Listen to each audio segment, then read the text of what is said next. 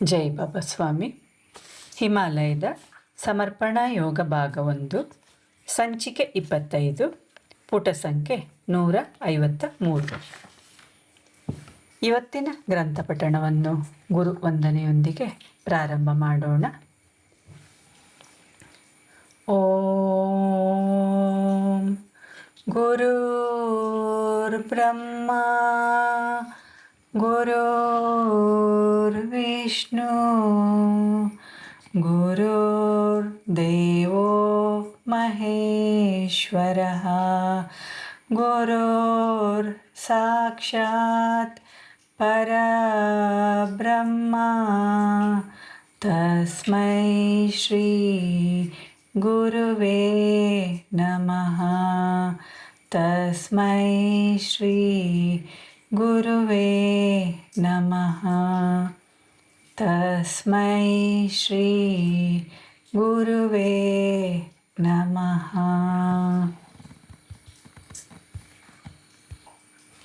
ಮಂತ್ರವನ್ನು ಅಗ್ನಿಯ ಸಮೀಪದಲ್ಲಿ ಪಠಿಸಿದಾಗ ಅದು ಇನ್ನಷ್ಟು ಪ್ರಭಾವಶಾಲಿಯಾಗಿರುತ್ತದೆ. ಅಗ್ನಿಗೆ ಸುತ್ತಲಿನ ವಾತಾವರಣವನ್ನು ಶುದ್ಧೀಕರಿಸುವ, ಮನುಷ್ಯನಿಗೆ ಒಂದು ನಿರಾಕಾರ ಸ್ಥಿತಿಯನ್ನು ಒದಗಿಸುವ ಹಾಗೂ ಮಂತ್ರದ ಶಕ್ತಿಯನ್ನು ಸುತ್ತಲೂ ಪಸರಿಸುವ ವಿಶೇಷ ಗುಣವಿದೆ. ಹಾಗಾಗಿ ಯಜ್ಞಶಾಲೆಯಲ್ಲಿ ಪಠಿಸಲ್ಪಡುವ ಮಂತ್ರಕ್ಕೆ ಹೆಚ್ಚು ವಿಶೇಷತೆ ಇದೆ. ಹವನಗಳು ಮನುಷ್ಯನಲ್ಲಿರುವ ನಕಾರಾತ್ಮಕ ವಿಚಾರಗಳನ್ನು ನಾಶ ಮಾಡಿ ಅವನಿಗೆ ಸಕಾರಾತ್ಮಕ ಭಾವನೆಗಳನ್ನು ಹರಿಸುತ್ತದೆ. ಹೀಗೆ ಸಕಾರಾತ್ಮಕ ಭಾವನೆಗಳನ್ನು ತುಂಬಿಕೊಳ್ಳುವ ಮನುಷ್ಯನು ಅವನ ಆಧ್ಯಾತ್ಮಿಕ ಜೀವನದಲ್ಲಿ ಹೆಚ್ಚು ಸಫಲತೆಯನ್ನು ಕಾಣುತ್ತಾನೆ. ಬೆಳಗಿನ ಜಾವದಲ್ಲಿ ಮಾಡುವ ಯಜ್ಞಗಳು ಅಂತಹ ಸಕಾರಾತ್ಮಕ ಶಕ್ತಿಗಳನ್ನು ಗ್ರಹಣ ಮಾಡಿಕೊಳ್ಳುವುದಕ್ಕಾಗಿ ಇರುತ್ತವೆ. ಸೂರ್ಯೋದಯದ ಸಮಯದಲ್ಲಿ ಎಲ್ಲ ಶಕ್ತಿಗಳು ವಾತಾವರಣದಲ್ಲಿ ಮೇಲೇರುತ್ತಿರುತ್ತವೆ. ಹಾಗಾಗಿ ಅಂತಹ ಒಳ್ಳೆಯ ಶಕ್ತಿಗಳ ಸನ್ನಿಧಿಯಲ್ಲಿ ಆಚರಿಸುವ ಹವನವು ನಮಗೆ ಶಕ್ತಿಯನ್ನು ಹರಿಸುತ್ತದೆ. ಹಾಗೆಯೇ ಸೂರ್ಯಾಸ್ತಕ್ಕೂ ಮುಂಚೆ ಮಾಡುವ ಯಜ್ಞವು ಕತ್ತಲು ಹರಡಿ ರಾತ್ರಿಯಾಗುವ ಮುಂಚೆಯೇ ವಾತಾವರಣವನ್ನು ಶುದ್ಧ ಹಾಗೂ ಪವಿತ್ರವನ್ನಾಗಿಸುತ್ತದೆ. ಹೀಗೆ ಮಾಡುವುದರಿಂದ ಕತ್ತಲೊಂದಿಗೆ ಬರುವ ನಕಾರಾತ್ಮಕ ಭಾವನೆಗಳಿಂದ ನಮ್ಮನ್ನು ರಕ್ಷಿಸಿಕೊಳ್ಳಬಹುದು. ನಕಾರಾತ್ಮಕ ಶಕ್ತಿಗಳ ಪ್ರಭಾವ ಹಗಲಿಗಿಂತಲೂ ರಾತ್ರಿ ವೇಳೆ ಬಹಳಷ್ಟು ಹೆಚ್ಚಾಗಿರುತ್ತದೆ. ಹಾಗಾಗಿ ಇಂತಹ ಕೆಟ್ಟ ಪ್ರಭಾವದಿಂದ ಸಂರಕ್ಷಣೆ ಪಡೆಯಲು ಸೂರ್ಯ ಮುಳುಗುವ ಮುಂಚೆಯೇ ಹವನವನ್ನು ಪ್ರಾರಂಭಿಸುತ್ತಾರೆ. ಸೂರ್ಯಾಸ್ತದ ನಂತರವೂ ಸಕಾರಾತ್ಮಕ ಶಕ್ತಿಗಳು ಸುತ್ತಲಿದ್ದು ರಕ್ಷಣೆ ಕೊಡಲಿ ಎಂದು ಈ ರೀತಿ ಮಾಡುತ್ತಾರೆ. ಅಗ್ನಿಗೂ ನಮ್ಮ ಆಲೋಚನೆಗಳಿಗೂ ಹತ್ತಿರದ ಸಂಬಂಧವಿದೆ. ಅಗ್ನಿಯು ಕಡಿಮೆಯಾದಾಗ ನಮ್ಮ ಆಲೋಚನೆಗಳು ಹೆಚ್ಚಾಗುತ್ತಾ ಹೋಗುತ್ತವೆ. ಮನುಷ್ಯನು ಪರಮಾತ್ಮನನ್ನು ಪ್ರಾರ್ಥಿಸುವಾಗ ಅವನಿಗೆ ಯಾವುದೇ ಆಲೋಚನೆಗಳು ಬರಬಾರದು. ಆದುದರಿಂದ ಪ್ರತಿಯೊಂದು ಪ್ರಾರ್ಥನೆಯ ಆಚರಣೆಯು ಅಗ್ನಿಯ ಯಾವುದಾದರೊಂದು ರೂಪದ ಉಪಸ್ಥಿತಿಯಲ್ಲಿ ನಡೆಯಲ್ಪಡುತ್ತದೆ. ಒಂದು ವ್ಯಕ್ತಿಯ ಸಾವಿನ ನಂತರವೂ ಅವನ ಶವ ಸಂಸ್ಕಾರದಲ್ಲಿ ಅಗ್ನಿಗೆ ಬಹಳಷ್ಟು ಮಹತ್ವವನ್ನು ನೀಡಲಾಗಿದೆ. ಮನುಷ್ಯನ ಕೊನೆಯ ಕರ್ಮವನ್ನು ಆಚರಿಸಿದಾಗ ಸಾವಿನ ನಂತರ ದೇಹದ ಮೋಹದಿಂದ ಆತ್ಮವು ಬಿಡುಗಡೆ ಹೊಂದಲು, ಶರೀರದ ಆಕರ್ಷಣೆಯಿಂದ ಆತ್ಮವು ಮುಕ್ತಿ ಪಡೆಯಲು ದೇಹವನ್ನು ದಹಿಸುವುದಕ್ಕಾಗಿ ಅಗ್ನಿಯನ್ನು ಉಪಯೋಗಿಸುತ್ತಾರೆ. ಮನುಷ್ಯನ ಶರೀರವು ಪಂಚತತ್ವಗಳಿಂದ ನಿರ್ಮಾಣಗೊಂಡಿರುವಂತಹದ್ದು. ಅಗ್ನಿ ಕೂಡ ಈ ಪಂಚತತ್ವಗಳಲ್ಲಿ ಒಂದಾಗಿರುವುದರಿಂದ ಮನುಷ್ಯನ ಶರೀರಕ್ಕೆ ಸಂಬಂಧಪಟ್ಟಂತೆ ಮುಖ್ಯ ಪಾತ್ರವನ್ನು ಹೊಂದಿದೆ. ಗುರುಗಳು ಪವಿತ್ರ ಯಜ್ಞಸ್ಥಳದಿಂದ ಭಸ್ಮವನ್ನು ಸಂಗ್ರಹಿಸಿ ಅದನ್ನು ನಂತರ ಗಿಡಗಳಿಗೆ ಹಾಕುತ್ತಿದ್ದರು. ಇದರಿಂದಾಗಿ ಅಲ್ಲಿದ್ದ ಗಿಡಗಳು ಬಹಳಷ್ಟು ಶಕ್ತಿಯನ್ನು ಹೀರಿಕೊಳ್ಳುತ್ತಿದ್ದವು. ಹಾಗಾಗಿ ಆ ಆಶ್ರಮದ ಸುತ್ತಲೂ ಅಷ್ಟೊಂದು ಸುಂದರವಾದ ಹೂಗಳು ಅರಳಿದ್ದವು. ಗುರುಗಳು ಬಹಳಷ್ಟು ಶಾಂತಿಯಿಂದ ಇರುತ್ತಿದ್ದರು. ಎಲ್ಲ ಕೆಲಸಗಳನ್ನು ಮೌನವಾಗಿ ಶಾಂತಚಿತ್ತದಿಂದ ಮಾಡುತ್ತಿದ್ದರು. ಅವರು ಹೀಗೆ ಹೇಳುತ್ತಿದ್ದರು: ಈ ಗುರು ಕಾರ್ಯವನ್ನು ಮಾಡುವಾಗ ನಾನೇಕೆ ಅವಸರ ಪಡಬೇಕು? ಈ ಕೆಲಸಗಳನ್ನು ನಾನು ನನ್ನ ಆತ್ಮಸ್ತರದಿಂದ ಮಾಡುತ್ತಿರುವೆ. ಅವುಗಳನ್ನು ಅವಸರದಿಂದ ಮಾಡಿ ಗುರು ಕಾರ್ಯವನ್ನು ಶಾರೀರಿಕ ಮಟ್ಟಕ್ಕೆ ತರುವುದಿಲ್ಲ. ನಾನು ಎಲ್ಲ ಕೆಲಸಗಳನ್ನು ಪೂರ್ತಿಯಾಗಿ ಶಾಂತಚಿತ್ತದಿಂದ ಮಾಡಲು ಬಯಸುತ್ತೇನೆ. ಈ ಮಾತು ನನಗಂತೂ ತುಂಬ ಹಿತವೆನಿಸುತ್ತಿತ್ತು. ಹಾಗೆಯೇ ಗುರು ಕಾರ್ಯವನ್ನು ಹೇಗೆ ಸರಿಯಾದ ರೀತಿಯಲ್ಲಿ ಮಾಡಬೇಕೆಂದು ಅವರನ್ನು ನೋಡಿ ಕಲಿತೆ. ನಿಜ ಹೇಳಬೇಕೆಂದರೆ ಅಲ್ಲಿಯ ಕೆಲಸಗಳನ್ನು ಮಾಡುವುದು ನನಗೆ ಅಚ್ಚುಮೆಚ್ಚಾಗಿತ್ತು. ಅಲ್ಲಿ ಆಶ್ರಮದಲ್ಲಿ ಯಾವಾಗ ಮುಂಜಾನೆ ಆಗುತ್ತಿತ್ತು ಅಥವಾ ಯಾವಾಗ ಸಂಜೆಯಾಗುತ್ತಿತ್ತೆಂದು ನನಗೆ ಗೊತ್ತೇ ಆಗುತ್ತಿರಲಿಲ್ಲ. ದಿನಗಳು ಹಾಗೆ ಉರುಳುತ್ತಿದ್ದವು. ಒಂದು ದಿನ ಬೆಳಗ್ಗೆ ಯಜ್ಞದ ವಿಧಿ ಮುಗಿದ ನಂತರ ಗುರುದೇವರು ನನಗೆ ಪ್ರಕೃತಿಯ ಬಗ್ಗೆ ಹೇಳಲಾರಂಭಿಸಿದರು. ಅವರು ಹೇಳಿದರು, ಪ್ರಕೃತಿಯಲ್ಲಿ ಯಾವ ಆಲೋಚನೆಗಳು ಇರುವುದಿಲ್ಲ. ಆಲೋಚನೆಗಳು ಪ್ರಾಕೃತಿಕವಾಗಿರುವುದಿಲ್ಲ. ಆದುದರಿಂದಲೇ ಧ್ಯಾನ ಸಾಧನೆ ಮಾಡುವಾಗ ಯಾವಾಗಲೂ ಮನುಷ್ಯನು ಪ್ರಕೃತಿಯ ಸನ್ನಿಧಿಯಲ್ಲಿ ಇರಲು ಬಯಸುತ್ತಾನೆ. ನಾವು ಪ್ರಕೃತಿಯ ಸಾನ್ನಿಧ್ಯಕ್ಕೆ ಹೋದಾಗ ನಮ್ಮ ಆಲೋಚನೆಗಳೆಲ್ಲ ನಿಂತು ಹೋಗುವ ಬಗ್ಗೆ ನಮಗೆ ಅರಿವಾಗುತ್ತದೆ. ವಿಚಾರಗಳು ನಮ್ಮ ಶರೀರದ ಸೃಷ್ಟಿಗಳು. ನಮ್ಮ ದೇಹವು ಶಾಶ್ವತವಲ್ಲದ ಕಾರಣ ನಮ್ಮ ಆಲೋಚನೆಗಳು ಶಾಶ್ವತವಲ್ಲ. ಪ್ರಕೃತಿ ಮಾತೆಯಲ್ಲಿ ಒಂದು ವಿಶಿಷ್ಟ ಚಕ್ರವಿದೆ. ಈ ಚಕ್ರದೊಂದಿಗೆ ಎಲ್ಲ ಪ್ರಕೃತಿಯ ಅಂಶಗಳು ಕೂಡಿಕೊಂಡಿರುತ್ತವೆ. ಪ್ರಕೃತಿಯ ಚಕ್ರವು ಹೇಗೆ ತಿರುಗುತ್ತಿರುತ್ತದೆಯೋ ಅದೇ ಪ್ರಕಾರವಾಗಿ ವಾತಾವರಣವು ಅದರೊಳಗೆ ಸೃಷ್ಟಿಯಾಗುತ್ತದೆ. ಅದೇ ಪ್ರಕಾರವಾಗಿ ಅದರ ನಾಶವು ಉಂಟಾಗುತ್ತಿರುತ್ತದೆ. ಈ ವಿನಾಶ ಮತ್ತೊಂದು ರೂಪಾಂತರಕ್ಕೆ ಅಂದರೆ ಸೃಷ್ಟಿಗೆ ದಾರಿ ಮಾಡಿಕೊಡುತ್ತದೆ. ಈ ಎರಡು ಸ್ಥಿತಿಗಳಾದ ಅಳಿವು ಹಾಗೂ ಸೃಷ್ಟಿ ಪ್ರಕೃತಿಯೊಂದಿಗೆ ಸಂಯೋಜನೆಗೊಂಡಿರುತ್ತದೆ. ಮನುಷ್ಯ ತನ್ನನ್ನು ತಾನೇ ಅರ್ಥೈಸಿಕೊಳ್ಳಲು ಪ್ರಕೃತಿಯ ಈ ರಹಸ್ಯವನ್ನು ತಿಳಿದುಕೊಳ್ಳುವ ಅವಶ್ಯಕತೆ ಇದೆ. ಪ್ರಕೃತಿಯಲ್ಲೂ ಒಂದು ನಾದವಿದೆ. ಆ ನಾದವನ್ನು ತಿಳಿದುಕೊಳ್ಳಲು ಅದನ್ನು ಆಲಿಸಬೇಕು. ಆ ನಾದವನ್ನು ಕೇಳಲು ಆರಂಭಿಸಿದಾಗ ಆ ನಾದವು ನಮ್ಮೊಳಗಿನಿಂದಲೂ ಕೇಳಲಾರಂಭಿಸುತ್ತದೆ. ಯಾವಾಗ ನಮ್ಮ ಚಿತ್ತ ನಮ್ಮ ಅಂತರಾಳಕ್ಕೆ ಹೋಗುತ್ತದೆಯೋ ಆಗ ಆ ನಾದ ಹೊರಬರಲಾರಂಭಿಸುತ್ತದೆ.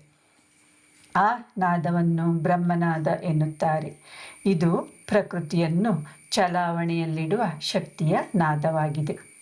ಈ ನಾದದೊಂದಿಗೆ ನಾವು ಬೆರೆತಾಗ ನಾವು ಪ್ರಕೃತಿಯ ನೈಜ ರೂಪದಲ್ಲಿ ಇರುತ್ತೇವೆ. ನಾವು ಏಕಾಂತದಲ್ಲಿ ಇದ್ದಾಗ ಈ ನಾದವು ನಮ್ಮೊಳಗಿನಿಂದ ಕೇಳಿ ಬರುತ್ತದೆ. ಈ ನಾದವು ನಾವು ಒಂದು ಖಾಲಿ ಲೋಹದ ಕೊಳವೆಯ ಬಾಯಿಗೆ ಕಿವಿಯನ್ನು ಇಟ್ಟಾಗ ಬರುವ ಶಬ್ದದಂತಿರುತ್ತದೆ. ಯಥಾಕ್ರಮ ಅದೇ ಶಬ್ದದಂತಿರುತ್ತದೆ. ಅಂತಹ ಪ್ರಾಕೃತಿಕ ಚಕ್ರದೊಂದಿಗೆ ಜೋಡಣೆಯಲ್ಲಿರುವುದು ಪ್ರಕೃತಿಯ ಮೂಲಧರ್ಮವಾಗಿದೆ. ಇದನ್ನು ಪ್ರಾಕೃತಿಕ ಧರ್ಮವೆಂದು ಕರೆಯುತ್ತೇವೆ. ಯಾರಾದರೊಬ್ಬ ಈ ಪ್ರಕೃತಿಯ ಧರ್ಮದೊಂದಿಗೆ ಬೆರೆತು ಅವನ ಅನುಭವಗಳನ್ನು ಸಮಾಜದ ಜನರಿಗೆ ವಿವರಿಸಿ ಹೇಳಿದಾಗ ಅದು ಸಮಾಜಕ್ಕೊಂದು ಧರ್ಮವಾಗಿ ಬಿಡುತ್ತದೆ. ಆದರೆ ಈ ಎಲ್ಲ ಧರ್ಮಗಳ ಅಡಿಪಾಯವೇ ಪ್ರಾಕೃತಿಕ ಧರ್ಮ. ಸೃಷ್ಟಿ ಹಾಗೂ ವಿನಾಶ ಈ ನೈಸರ್ಗಿಕ ಚಕ್ರದಲ್ಲಿ ಇರುತ್ತವೆ. ನಾಶ ಉಂಟು ಮಾಡುವುದು ಕೂಡ ಸೃಷ್ಟಿಯ ಒಂದು ಕ್ರಮ. ಹೊರಗಿನ ಧರ್ಮಗಳೆಲ್ಲ ಈ ಪ್ರಕೃತಿಯ ಧರ್ಮದಿಂದಲೇ ಸೃಷ್ಟಿಯಾದಂತಹವು. ಈ ಬಗೆಯಾಗಿ ಸೃಷ್ಟಿಸಲ್ಪಟ್ಟ ಧರ್ಮಗಳೆಲ್ಲ ಕೊನೆಗೆ ಅಂತ್ಯಗೊಳ್ಳುತ್ತವೆ. ಕಡೆಗೆ ಉಳಿಯುವುದು ಒಂದೇ ಧರ್ಮ, ಅದು ಪ್ರಾಕೃತಿಕ ಧರ್ಮ. ಅಂದರೆ ಮನುಷ್ಯನ ಸ್ವಯಂ ಧರ್ಮ, ಅದೇ ಆತ್ಮಧರ್ಮ. ಭವಿಷ್ಯದಲ್ಲಿ ಮನುಷ್ಯನ ಅಂತರಾತ್ಮದ ಧರ್ಮವು ಶಾಶ್ವತವಾಗಿ ಉಳಿಯುವ ಧರ್ಮವಾಗಲಿದೆ. ಆ ಧರ್ಮ ಯಾವುದೆಂದರೆ ಮನುಷ್ಯ ಜನ್ಮದಲ್ಲೇ ರೂಪುಗೊಂಡ ಧರ್ಮ. ಪ್ರತಿ ಹುಟ್ಟಿನಲ್ಲೂ ಮನುಷ್ಯ ತನ್ನ ಒಳಗಿನ ಧರ್ಮವನ್ನು ತನ್ನಿಂದ ತಾನೇ ಪಡೆಯುತ್ತಾನೆ. ಆ ಅತ್ಯಂತ ನಿಕಟವಾದ ಧರ್ಮ ಎಂದೂ ಬದಲಾಗುವುದಿಲ್ಲ. ಅದು ಸ್ಥಾಯಿಯಾಗಿರುತ್ತದೆ. ಬಾಹ್ಯದಲ್ಲಿನ ಧರ್ಮಗಳು ಉಳಿಯುವುದಿಲ್ಲ. ಪ್ರತಿ ಹುಟ್ಟಿನಲ್ಲೂ ಹೊರಗಿನ ಧರ್ಮವು ವಿಭಿನ್ನವಾಗಿರುತ್ತದೆ. ವಾಸ್ತವದಲ್ಲಿ ಇವುಗಳು ಧರ್ಮಗಳೇ ಅಲ್ಲ, ಬದಲಾಗಿ ಅವುಗಳು ಪ್ರಾರ್ಥಿಸುವ ಬಗೆಗಳಾಗಿರುತ್ತವೆ ಅಥವಾ ಉಪಾಸನಾ ಪದ್ಧತಿಗಳಾಗಿರುತ್ತವೆ ಅಷ್ಟೇ. ಮನುಷ್ಯ ತನ್ನ ಅಜ್ಞಾನದಿಂದ ಅವುಗಳನ್ನು ಧರ್ಮವೆಂದು ಕರೆಯುತ್ತಾನೆ. ಧರ್ಮ ಯಾವಾಗಲೂ ಒಂದೇ ಇರಲು ಸಾಧ್ಯ. ಅದೇ ಆಂತರಿಕ ಧರ್ಮ. ಮನುಷ್ಯನೊಂದಿಗೆ ಸದಾ ಇರುವಂತಹ ಆತ್ಮಧರ್ಮ. ಒಬ್ಬ ತನ್ನ ಆತ್ಮಜ್ಞಾನದಿಂದ ಈ ಆತ್ಮಧರ್ಮವನ್ನು ಅರಿತುಕೊಳ್ಳಲು ಸಾಧ್ಯ. ಈ ಆತ್ಮಧರ್ಮದಿಂದಲೇ ಬಾಹ್ಯ ಧರ್ಮಗಳು ಹೊರಹೊಮ್ಮಿವೆ. ಈಗ ಎಲ್ಲ ಬಾಹ್ಯ ಧರ್ಮಗಳು ಈ ಆಂತರಿಕ ಧರ್ಮದೊಂದಿಗೆ ಬೆರೆತುಕೊಳ್ಳುತ್ತಾ ಇವೆ. ಈಗ ಏನು ನಡೆಯುತ್ತಿದೆಯೋ ಆ ಪ್ರಕ್ರಿಯೆ ವಿನಾಶವಲ್ಲ, ಬದಲಿಗೆ ಆತ್ಮಧರ್ಮದ ಸೃಷ್ಟಿಯ ಕಾರ್ಯ ನಡೆಯುತ್ತಿದೆ. ಹಾಗಾಗಿ ಮನುಷ್ಯನು ಆತ್ಮಜ್ಞಾನವನ್ನು ಪಡೆದು ಅವನಲ್ಲಿರುವ ಆತ್ಮಧರ್ಮವನ್ನು ಅರಿಯಬೇಕು.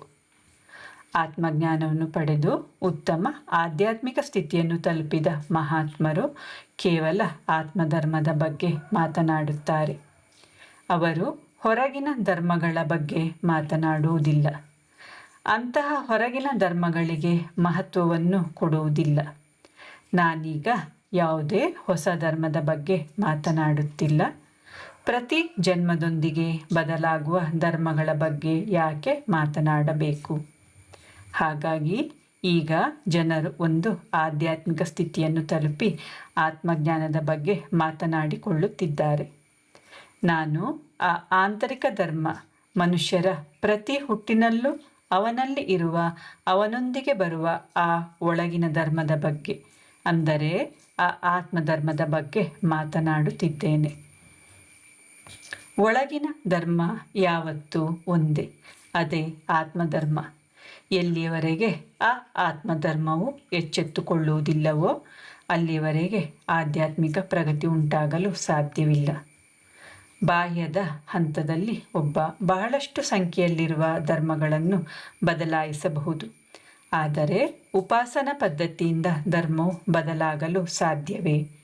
ಧರ್ಮವು ಒಂದೇ ಆಗಿರುತ್ತದೆ, ಅದು ಆತ್ಮಧರ್ಮ.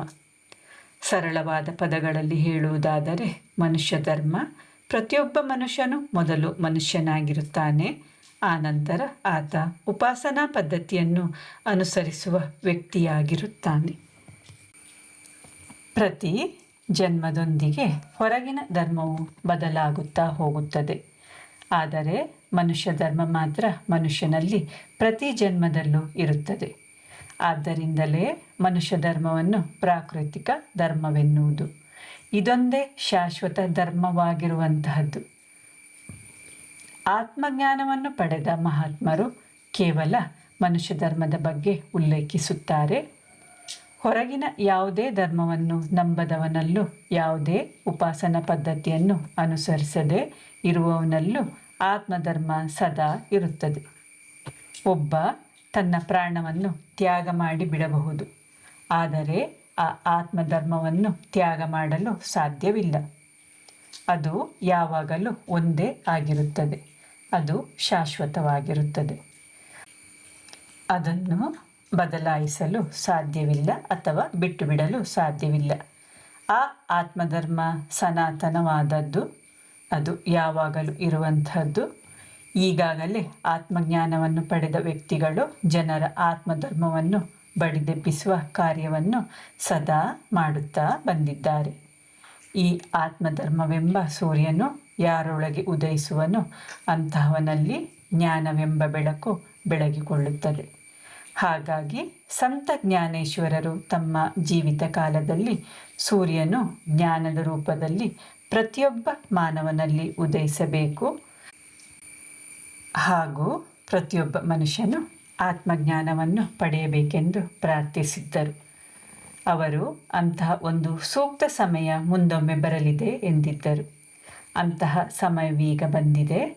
ಅಂತಹ ಸೂಕ್ತ ಸಮಯದಿಂದಾಗಿಯೇ ನೀನು ಈ ಹಂತಕ್ಕೆ ಬರಲು ಸಾಧ್ಯವಾಗಿದೆ. ಹಾಗೆಯೇ ನಾನು ಹಲವಾರು ಜನ್ಮಗಳನ್ನು ಪಡೆದು ಬಂದಿರುವೆ. ನೀನು ಕಳೆದ 800 ವರ್ಷಗಳಿಂದ ಅಲೆದಾಡುತ್ತಲೇ ಇರುವೆ. ನಾವು ಎಂದೂ ಭೇಟಿಯಾಗಿಲ್ಲ, ಆದರೂ ನಮ್ಮ ಈ ಭೇಟಿಯೇ ಈ ಎಲ್ಲದಕ್ಕೂ ಕೊನೆಯನ್ನು ತಂದಿದೆ. ಅದು ನಮ್ಮ ಈ ಜೀವಿತ ಕಾಲದಲ್ಲಿ ಉಂಟಾಗಿದೆ. ಮನುಷ್ಯ ಸ್ವಭಾವದಲ್ಲಿರುವ ದುರ್ಬಲತೆ ಏನೆಂದರೆ ಕೂಡಲೇ ಬಲವಿಲ್ಲದ ವಸ್ತುಗಳನ್ನು ಬಿಗಿಯಾಗಿ ಹಿಡಿದುಕೊಳ್ಳುವುದು. ಆತ್ಮಜ್ಞಾನವು ಮನುಷ್ಯನ ನಿಜವಾದ ಆಂತರಿಕ ಜ್ಞಾನವಾದ್ದರಿಂದ ಆತ್ಮಜ್ಞಾನವನ್ನು ಪಡೆಯಲು ಸಾಕಷ್ಟು ತಾಳ್ಮೆ ಬೇಕು. ಎಲ್ಲಿಯವರೆಗೆ ಮನುಷ್ಯನು ಒಳಗಿನಿಂದ ಎಚ್ಚೆತ್ತುಕೊಳ್ಳುವುದಿಲ್ಲವೋ ಅಲ್ಲಿಯವರೆಗೆ ಅವನಿಗೆ ಏನನ್ನು ಅರ್ಥ ಮಾಡಿಕೊಳ್ಳಲು ಸಾಧ್ಯವಾಗುವುದಿಲ್ಲ. ಅಂತರಾಳಕ್ಕೆ ಹೋಗಲು ಅವನಿಗೆ ಸಮಯ ಬೇಕಾಗುತ್ತದೆ. ಆದರೆ ಎಲ್ಲಿಯವರೆಗೆ ಅವನು ಅವನ ಅಂತರಾಳಕ್ಕೆ ಪ್ರಯಾಣ ಬೆಳೆಸಲು ಸಾಧ್ಯವಾಗುವುದಿಲ್ಲವೋ ಅಲ್ಲಿಯವರೆಗೆ ನೀನು ಹೇಳುವುದು ಏನು ಅವನಿಗೆ ಅರ್ಥವಾಗುವುದಿಲ್ಲ. ಹಾಗಾಗಿ ಆ ಅಂತರ್ಜ್ಞಾನವನ್ನು ತಿಳಿದುಕೊಳ್ಳಲು ಬಹಳಷ್ಟು ಸಹನೆ ಬೇಕು. ನಾವು ಅಪೇಕ್ಷರಹಿತರಾಗಿ ಕಾರ್ಯ ನಿರ್ವಹಿಸಿದಾಗ ಮಾತ್ರ ನಾವು ಸಹನೆಯಿಂದ ಇರಬಹುದು. ಇಲ್ಲವಾದಲ್ಲಿ ನಿರೀಕ್ಷೆಗಳು ನಮ್ಮ ತಾಳ್ಮೆಯನ್ನು ಕೆಡಿಸುತ್ತವೆ. ನಾವು ಯಾವುದಾದರೂ ಕಾರ್ಯವನ್ನು ನಿರ್ವಹಿಸುವಾಗ ನಿರೀಕ್ಷಣೆಯನ್ನು ತ್ಯಜಿಸಿದರೆ ನಾವು ತಾಳ್ಮೆಯಿಂದ ಇರಲು ಸಾಧ್ಯ. ಪ್ರತಿಯೊಂದು ಕಾರ್ಯವನ್ನು ಆರಂಭಿಸುವಾಗ ಅದರಲ್ಲಿ ತೊಡಗಿಸಿಕೊಂಡು ಆಳವಾಗಿ ಹೋಗುವುದರಿಂದ ಸಹನೆ ತನ್ನಿಂದ ತಾನೇ ಉಂಟಾಗುತ್ತದೆ. ಜೈ ಬಾಬಾ ಸ್ವಾಮಿ. ಇವತ್ತಿನ ಗ್ರಂಥ ಪಠಣವನ್ನು ಮುಕ್ತಾಯಗೊಳಿಸುತ್ತಿದ್ದೇನೆ. ಶಾಂತಿ ಪಾಠ.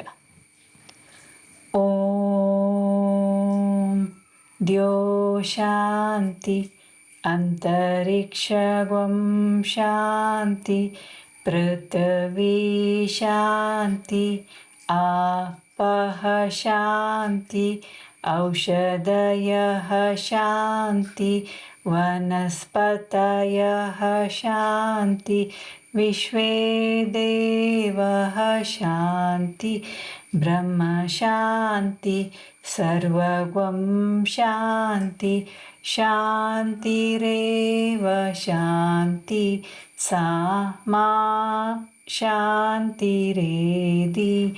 ಓಂ ಶಾಂತಿ ಶಾಂತಿ ಶಾಂತಿ.